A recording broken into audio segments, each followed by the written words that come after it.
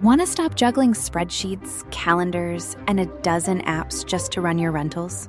Lodgify makes it easy. It's an all-in-one toolkit for hosts. Build a direct booking website, automate guest messaging, and keep all your channels in sync. Running your rental business your way has never been simpler. And for Good Morning Hospitality listeners, you can get 20% off any yearly plan with code GMH20. Just check the link in the show notes to get started today.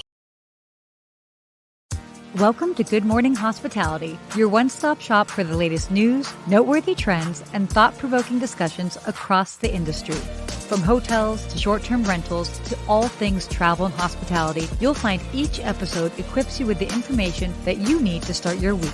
Join us on Good Morning Hospitality every Wednesday, wherever you get your podcasts.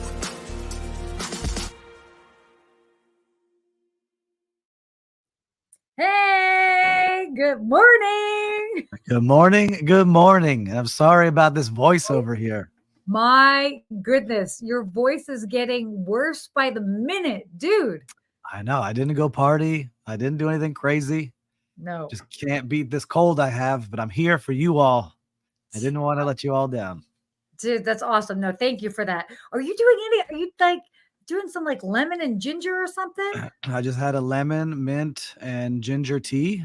Okay. I just had that before we came on air. I got some tips from some professional voice actors yesterday that I spoke to. Just randomly. And that we should know about? Salt water a lot does miracles. Okay. Hot water with honey, like the old, stand through, Ricolas, and the tea that I just drank. So I'm taking them all. They're all thrown in there. Oh my gosh. Well, how are you feeling? Even though, listen, I'm here professional. I show up and make things happen. I'm at 70% though. you have pajama pants on right now. That's what's I'm in the office. If I wasn't in the office, I'd be in my pajamas, but I'm all right. We're good. And it's pouring rain here in Miami. So oh my gosh. Flood warnings going on for the next 3 days. So always exciting here. Oh yeah. But I'm good. I'm excited to see you. Got to talk to Will backstage earlier. So I'm here. I love this is my highlight of the week. But yes, we can't answer people's questions. Why can't we answer people's questions if they're messages? Oh, yes. So just in full transparency, as we always like to say, this is actually pre-recorded. So we just recorded this yesterday. Yes, Tuesday. Back to the future. Back to the future. I don't know what time it is. And I'm still in Pennsylvania. So hence the lovely magic carpet on my wall. I have to give a speech tomorrow. So don't you all laugh. So as you're watching this, I'm giving a speech, and hopefully my voice doesn't sound like this, to a big hotel group. You're traveling, right? Aren't you traveling? Yeah, I'm flying back tonight. I'll be home tomorrow, and then I'm flying out Thursday because YOLO, that's how we live our lives. But we can't miss bringing you this show. But still, we'll be commenting on your comments when we see them. So don't worry about that. We're still going to be interacting with you. So I hope to see your comments, the familiar folks out there. Love seeing you out there. Oh, all right. Well, why don't we go ahead and dive into some topics? Get right into the meat of things. All right. Well, the majority of U.S. hotels have been facing staffing shortages, which is not necessarily we were doing better. Now we're kind of back in the weeds a little bit, especially going into summer. And a new survey that was done by friends over at the AHLA, they found that more than 3/4 of hotels, so basically about 76%, are experiencing staffing shortages heading into summer. And by the way, the reason why this is significant is this number is up since the start of 2024. So as many as 13% of hoteliers are actually saying that they are severely understaffed. Yes. I know. I mean, it's still a tough time. It's an interesting market. No, look, I visit hotels all the time. Yeah. And part of this 50 hotels in 50 days, which I'm pausing because I was sick. All right. So I'm giving myself a credit. That's okay. That's okay. You were allowed to have a grace period. That's totally fine. I talked to a lot of the middle managers, like the mid-level managers, like the restaurant manager and the front desk manager and the housekeeping manager, not the directors who are also having a lot of stress, but those middle managers are so stressed out because they don't have enough team members to help. So they got to cover those shifts. Then they've got their leaders saying, hey, why are your service scores starting to slip? Right. So they're getting pressure from the top. They're not getting assistance like they need. And so they're just jumping out. They're like, I can't do this anymore. Yeah. And those are like the most important, because that's usually like the future generations of leaders that are hopping out of the industry. And I hate to see it. I hate seeing it, because that's where you're supposed to be learning and getting a lot of support. But it's tough at that position because your team is angry with you. The managers, your leaders are angry with you and just kind of squeezing down on you. Oh, totally. And we've talked about this before, and not only us, but like this has just been the general conversation in the industry. It's like, okay, well, how do we combat staffing shortages? Do we pay more? Do we have increased flexibility? All of that. Well, the study also found that at least 86% of hoteliers have actually increased wages. 52% have actually offered greater flexibility, and a third, so basically about 33%, have expanded benefits. So it's not for lack of trying. It is the market. And then what was it? Last month in May, 750 jobs were added to the hotel industry, or added, like they hired, and which is not a lot in the whole country. That's we got to look at that number and that stat, because saying that added just 700 jobs this past May is not much, right? And that's what they're saying in this AHLA paper. So that's nothing for the whole country. That's like a hotel, right? I mean, my graduating class in high school was that size. Yeah, mine was 3,000, or no, graduating class, 700. Okay, but so here's what are some suggestions? Because we're talking about it, right? And we're saying there's a problem. What would you suggest? I have a couple of suggestions, but what would you suggest?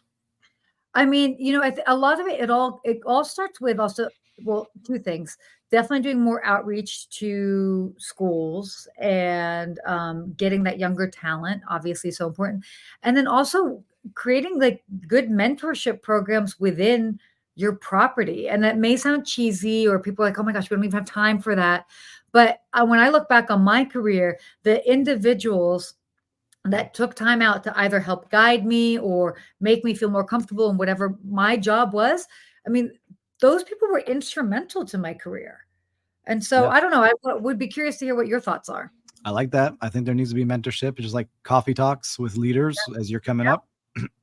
And that's what I try to do with the Hospitality Mentor platform, because that's, you want to know how people got that level. But I also think people coming up now, me just talking to the I hate saying this, the younger generation, but the new people in the industry, is they're used to having things quicker. And I think there's a way to do it by doing like manager and training kind of roles, where you're getting tastes every month at a different department until you get to the place that you actually like. And then you can put in that year, and then finding new layers of positions.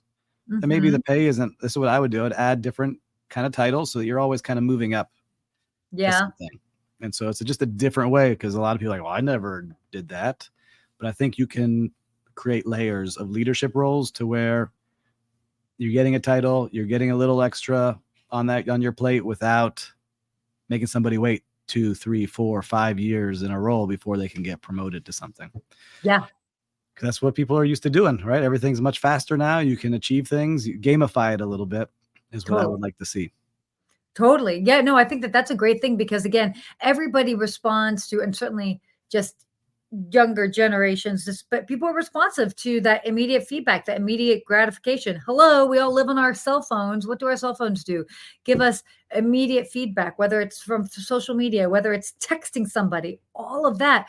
We're just living in a far faster paced world. And I think that is great advice that you just gave.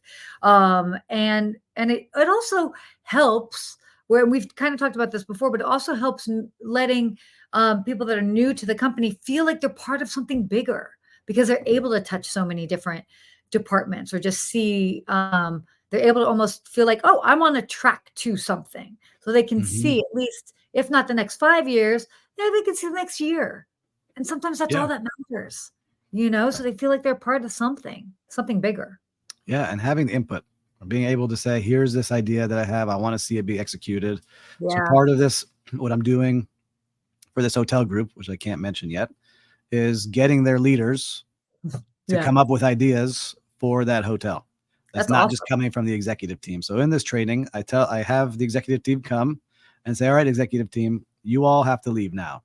And they're going to say, we trust you all in this room to make ideas and decisions, and we're going to execute on the best 15 ideas through the rest of the year.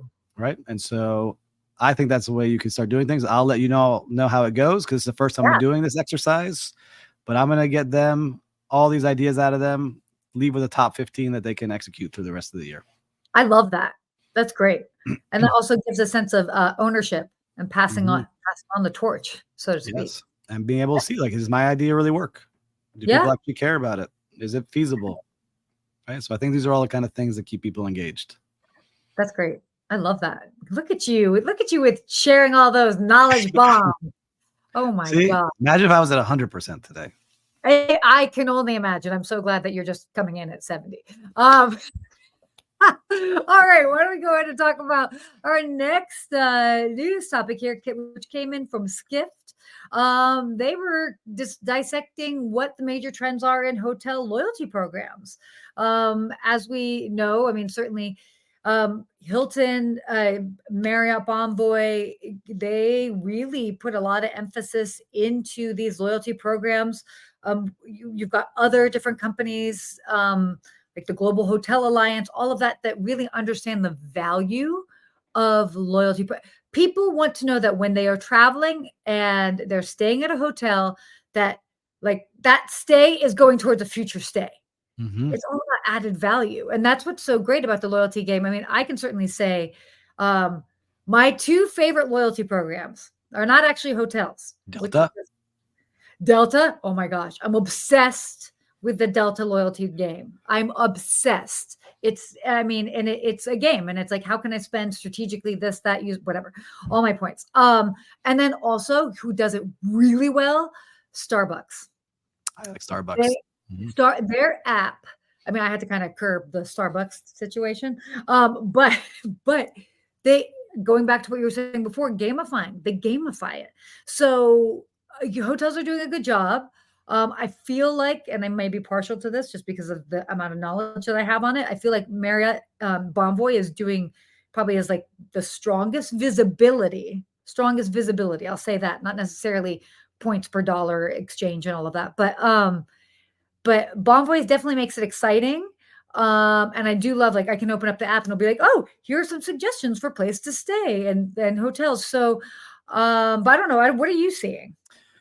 I see all those, and I just want to remind the listeners and viewers that they have hundreds of millions of people in these, these programs, which is an enormous amount of data. And now with all these AI tools out, you can really start to customize things very fast now for people within these data sets. That's really what it is. Like, all right, Sarah likes XYZ when she comes to the room. We're going to make sure we suggest these hotels because they have those things when they're there. That's what the app's going to show Sarah because she's let us know this is what she likes. Yeah. So I'm excited to see it that way as it starts to customize more and more, because it's hard sometimes to book a trip, when you're going somewhere, and now even harder with a family. Like, all right, I have to think about the kids and what does my wife need to have and how close is it to where we're going and what's the transportation. So anything in those programs that can learn more about me, I'm all about it. So like my wife does not want to give up the information. I was like, here's all my information. Take up, just make my life easier. Totally. Figure out how to make it and customize it to me. Apple, you can have it all. ChatGPT, you got it. What else? Who else wants some? Well, here's the thing when it comes to loyalty programs is that it's all about value add. Whether it's value add this trip, whether it's seeming value add in a future trip, and everybody, with costs rising, with people paying more and more, they get it. Okay, we understand all prices are rising in every aspect of life, but they feel better when they're like, okay, well, at least I can get different perks from this. Whether it is a room upgrade, whether it is a late checkout, whether it's redeeming for a future trip, dining rewards. Like, this has been so interesting too, is that you've got hotels that are branching out into like, oh, you can do like a dining experience, which I always thought that was an interesting correlation. I don't know if I would necessarily opt for that, but people do. So because again, it's all about the entire travel experience. So there are some interesting things that are going on in loyalty and rewards programs. So So everybody that's tuning in, what programs are you part of? We obviously know I'm very proud of my Delta and my Starbucks. I do have Marriott. I also have Hilton. And pretty much, honestly, whenever I stay at a hotel, I make sure that I am part of their program, or if I'm already that I'm at least getting acknowledgement for that particular stay. But what are your favorite programs? I'm curious to see what you all say here in the comments. And for me, I was the biggest American Express one for a long time. Like, I'd use my American Express for every single thing that I can to get those points and use it to travel. But more and more lately, I've been booking directly with the hotels and through their rewards programs, because I'm starting to get stuff a little bit better. And then my move for any of you out there, you can use this, is I'll write to the GM of that hotel, just like, hey, I'm coming to town, not asking for anything. Would love to say hello and meet you for a coffee if you have 2 minutes. I don't ask for anything. And then I usually get something pretty nice after that.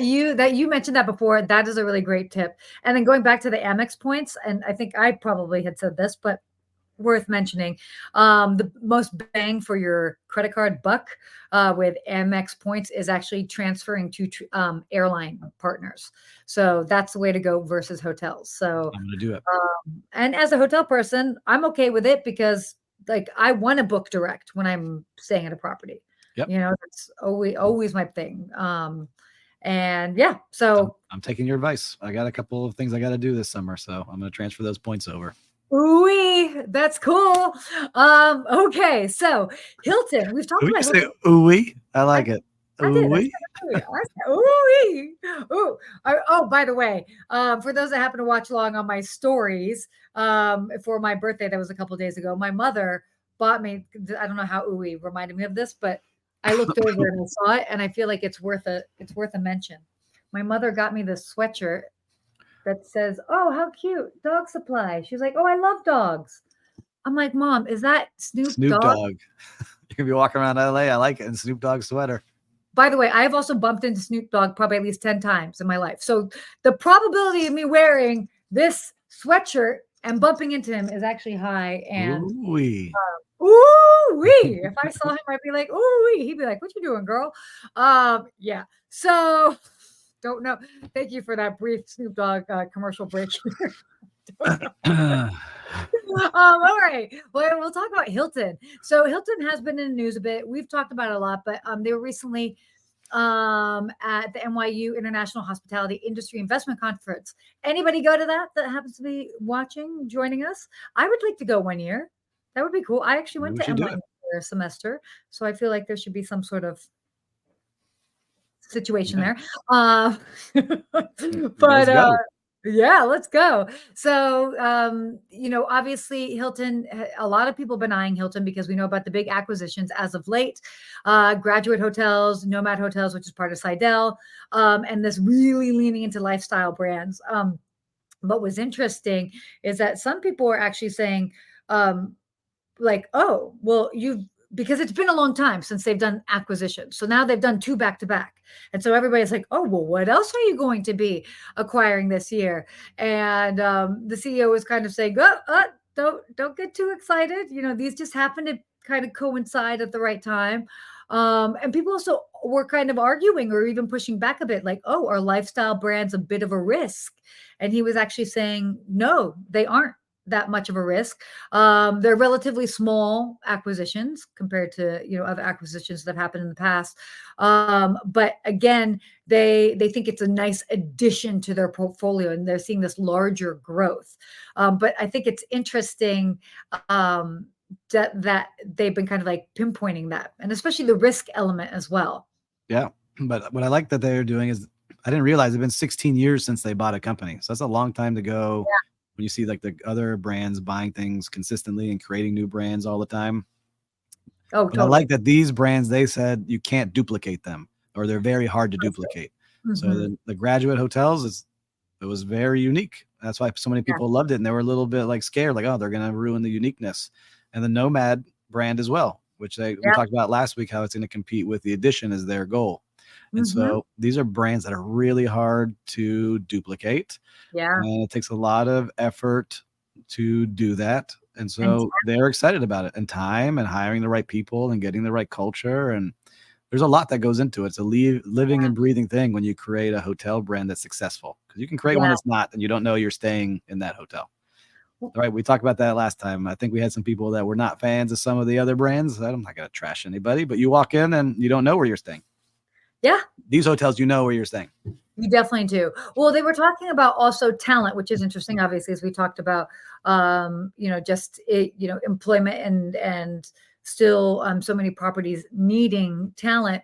But talent in lifestyle brands is such a big part of it because it's all about the personality, and it's the personality, yes, in the decor, yes, in the location, how it plays up, the destination, but it's also in who is delivering the service. And what's so great in these lifestyle brands is that they do allow more personality of their employees to shine through. And so when they really hire right, that's what makes it such a winner. So that's also been another thing that, some people are watching out for because, sometimes when you do have a company that falls under a larger corporate company, they might, hold people in a little, contain people a little bit more, maybe have them be not as colorful, so to speak. So I think that that'll be an interesting, cross section that they're going to try and figure out as they move forward. Yeah. And I think it's gonna be good. You get some new blood into the Hilton that sees things differently. And we talk about like the team. I talk in the hotels. I'm gonna give a shout out. The Delano Hotel was one of the coolest places I worked, and there was the most powerful person in that hotel, other than the GM, was this server. She was an Israeli. Her name was Etty.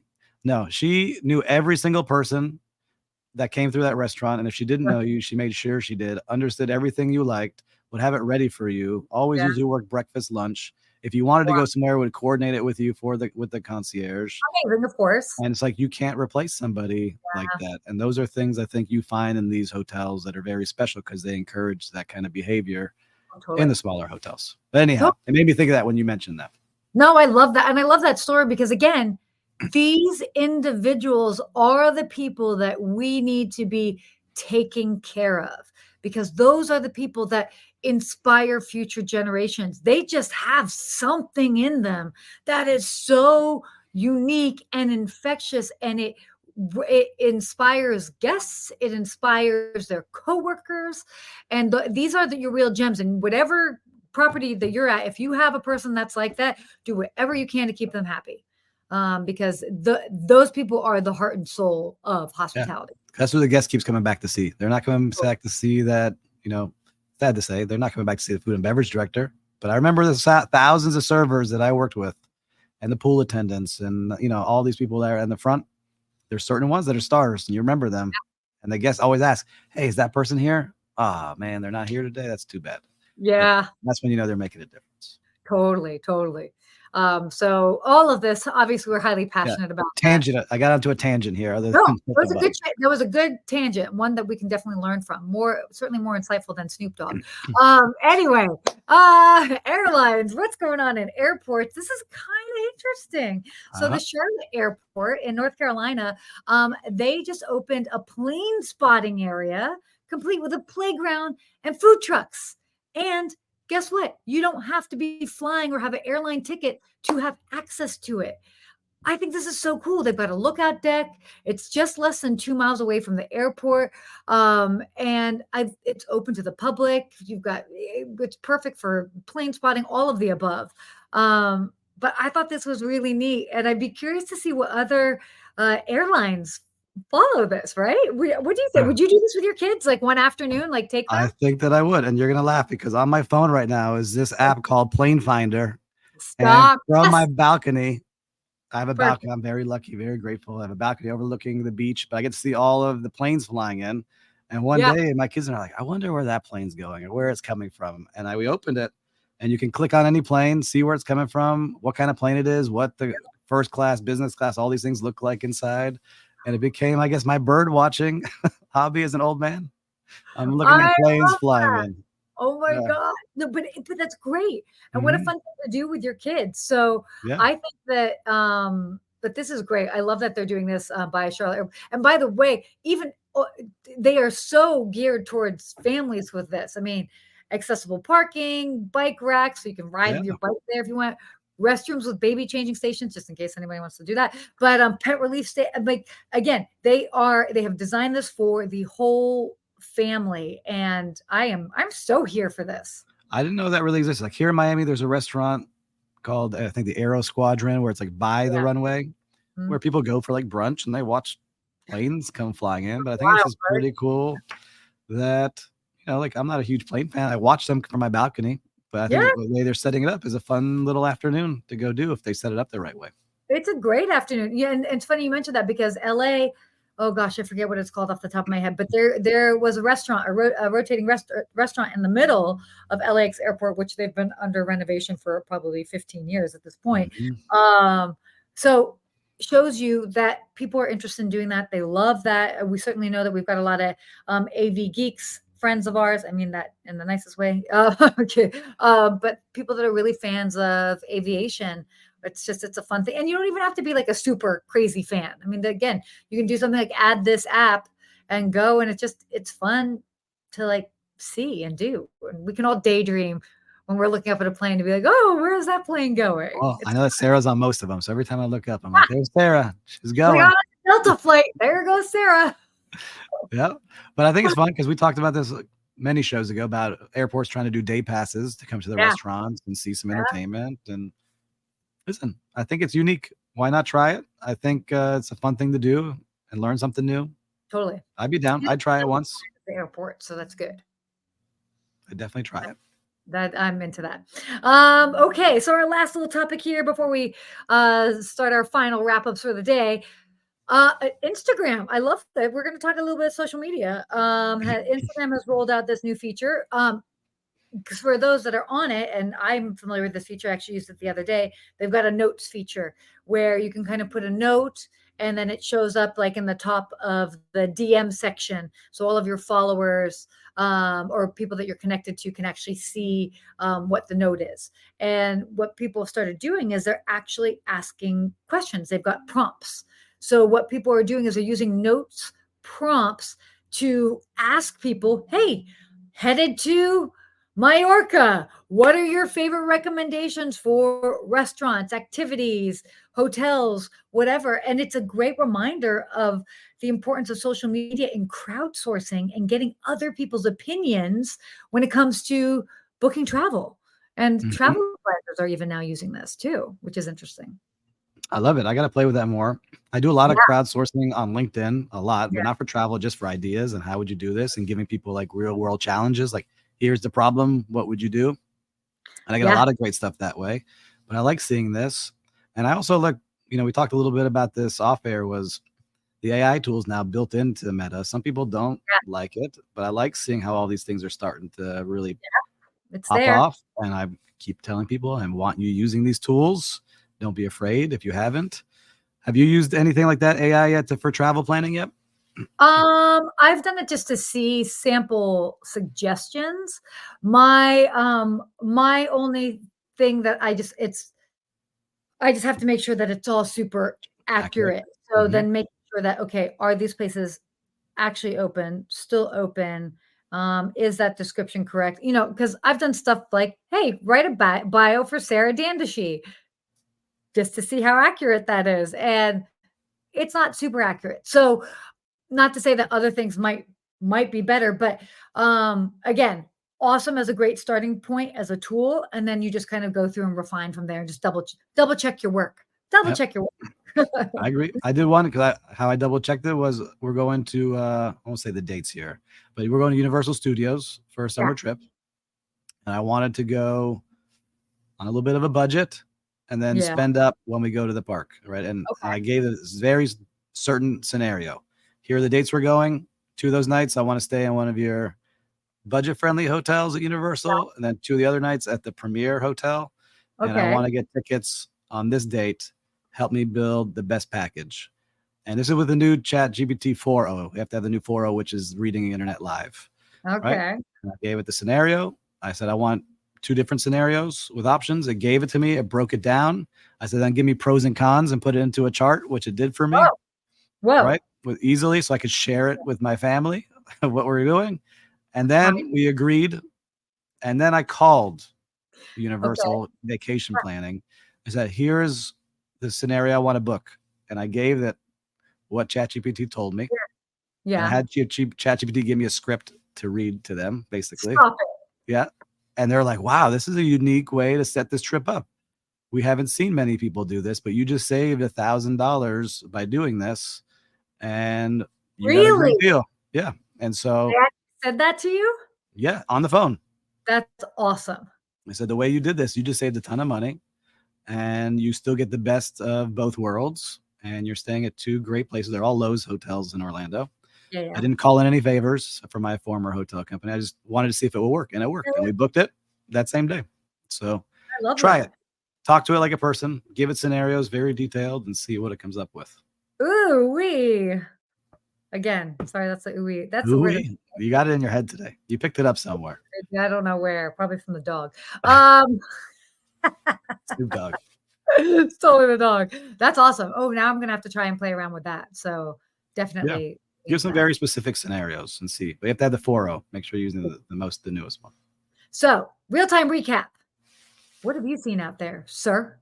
Well, I've been sick. And I went to a doctor and they had great service at this doctor. Okay. And I complained once. You remember a couple of weeks ago that I went to a doctor and it was terrible and they made me wait for an hour. And my kids, this one, excellent. Bottle of water waiting for you. Okay, Little, I mean, it was not the healthy snacks, but they were all pre-wrapped snacks and you could grab something. They told you when to expect to come in. I went in. So MD now in Miami. Great job. I will be returning. It was my first time there. Love that. Oh, hospitality is all around us. I had dinner actually 3 nights ago with my mom. The night before my birthday, and we went to a different restaurant that she's never been to, and the whole service and everything, everybody in there, it was just such a great vibe, and it was so fun. And it's just the simple things of them thinking of about the next step. We actually had a dish that we didn't like, and I never make a scene about that, but at a certain point I'm like, if something I really can't eat it, like I will just make a point that we just tell them. And then it's interesting to me to see what people will do. There have actually been some places I've been to where they don't do anything and they make you pay for the entire plate, even if you barely touch it, which irritates me. In this particular case, they were apologetic. They took it away. They offered something else, and then it was completely taken off the bill. And I know that's something that's super simple, but I have seen people not do that lately. So something as simple as acknowledging if you have a guest and they don't like something, it doesn't have to be a huge gesture, but do something to acknowledge that, and it goes a long way. So. Yes, I agree with you. And there's some restaurants where like, we don't want to give comp the proteins. That's what they'll tell their service staff. Do not comp a protein because it's expensive, right? And they'll give them a dessert, buy them an alcoholic drink, get them something, but don't take it off the bill. That's interesting. I don't agree with that either. I've never heard that before, but it makes sense. But yeah, no. I mean, I've worked in an establishment like that, and it was not cool. Yeah, that's weird. That's weird. Well, let's go ahead and talk about our hospitality quote of the day. Ooh-wee. You gotta read it all day now. I know. Hire those who were curious about what they didn't know and generous with what they did. I love this because, again, there's so much we don't know, and we always should be staying curious. I think that's the beauty of our industry, but also being generous with our knowledge. No gatekeeping here. No, you're an example of that. You share stuff with me when I first met you. Totally. Like, hey, check this out. Look at this. This is how you do this. And I was like, wow. So those are people you love working with. Because one, they want to figure out how to make something work if they don't know how to do it. So they're going to do whatever they can to make it happen. Yeah. And the stuff that you need help with, they're going to be, hey, I've been there already. Let me show you some ideas of how to get through it. Well, you shared so many great, useful things with me too. So that's the whole thing. Is like always curious. You're never too far or past or this or whatever to learn, and also to give back to other people. As far as what you've learned along the way. People still. That's why I'm grateful to work with you every week. That's why I like being here. I'm very grateful. Oh my gosh, is that your cold medicine talking? No, none taken today. Clear-headed. Oh man, he meant it, guys. He meant it. Well, wow, that was a great episode today. I came, I delivered for all of you, and now I'm gonna go take a nap. Conquered. Yes. Well, definitely well deserved. And a huge thank you to all of you who've joined us today, who join us every week, honestly. If you follow us closely online, whether it's LinkedIn, Instagram, or whatever, we are both juggling so many things, from personal commitments to other work commitments. And when you guys tune in every week and you share your comments and you engage and all that, it means so much.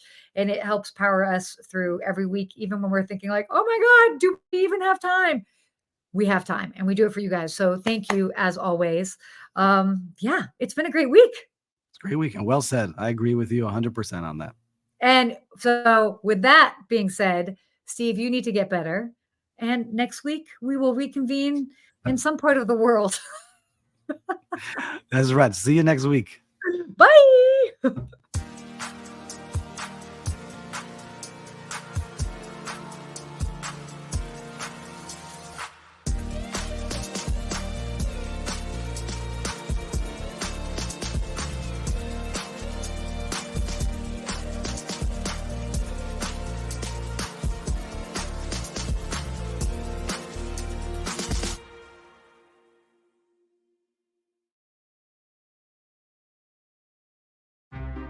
Want to stop juggling spreadsheets, calendars, and a dozen apps just to run your rentals?